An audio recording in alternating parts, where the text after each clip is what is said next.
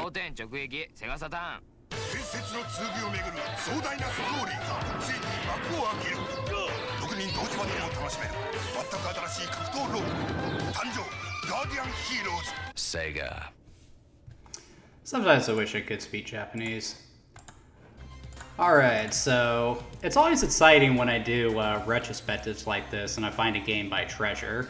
Really living up to their namesake. Playing a game by one of these guys, or discovering a game, really is like finding buried treasure. Whatever these guys make, it's usually a hyper-stylized action game, and typically represents some of the best the console has to offer, while also being generally obscure, so it's always fun when I get to play a game by these guys. And Guardian Heroes is probably one of their most well-revered games. Which is funny because when this game came out, I don't think it was a huge hit at retail, which is a shame because it really is one of the best games on the console. So the game takes place in a unique fantasy world that was once ruled by magic and mysticism, but is slowly given way to advanced technology and centers around a group of warriors who are trying to defeat a wizard who is trying to, get rid of technology and go back to a world of mysticism. It's actually a very interesting story, and it's full to bursting with lots of great characters too. What's interesting about Guardian Heroes is that it also features a branching path system, so while you might get a good deal of information on your first playthrough, enough to really get the general gist of the story, you'll get more detail with multiple playthroughs, which encourages replay value. The gameplay is also a unique combination of beat-em-up action and RPG elements. So as you're playing through the game, at the end of each level, you'll gain points that you can spend to upgrade your character's stats. The RPG elements also plays into the general roles of the different characters in the game as well. Some characters are more combat focused, others are better suited for long-range combat, healing, or something like that. So it's a little more deeper than your typical beat 'em up, which is good.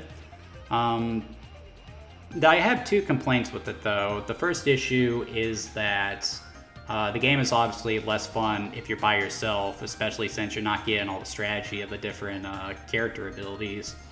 And I'm also not a big fan of the 3 plane system. In most beat 'em ups, you have free range of movements, but here you have to switch between 3 planes, which has the benefit of making sure that you're always lined up with whatever you're trying to hit, but it also has the negative repercussion of being just ever so slightly clunky, especially considering that you have to use the shoulder buttons in order to do it. Apart from that, the graphics are absolutely stellar. I love the old school anime vibe that it has going for it. The music is fantastic. I can bang my head to a lot of this stuff. Sound effects are great. It's just a really good game in general, and it surprises me that more people don't talk about it. I mean, people do remember Guardian Heroes, but it never gets talked about at length like Double Dragon, Final Fight, or the Teenage Mutant Ninja Turtles beat 'em ups are. The game would get a sequel on the GBA with Advanced Guardian Heroes, though I think you can tell just by looking at this that it doesn't compare too favorably to the original game, and from what I understand, it's not held in terribly high regard, all things considered. The game would actually get a second chance at life with the XBLA remake of the game, and I mean, just look at this, dude. I mean, look at how crisp those graphics are. The graphics were already pretty stellar in the Sega Saturn version, but this game just smooths everything out, uses some more 3D assets, and also allows for you to play the game online too, which is really cool. I don't know if this version is still available, but if it is, be sure to check it out, because this is definitely the best way to play this game. Treasure would continue to make a lot of stylized games. A few of them will be released on the Sega Saturn as well, and there is one more we're going to be looking at later in the month. A lot of you guys can probably guess what it is, but we'll get to that when we get to that. But anyway, that's going to do it for Guardian Heroes. Be sure to join me tomorrow as we move on to the next game in our retrospective.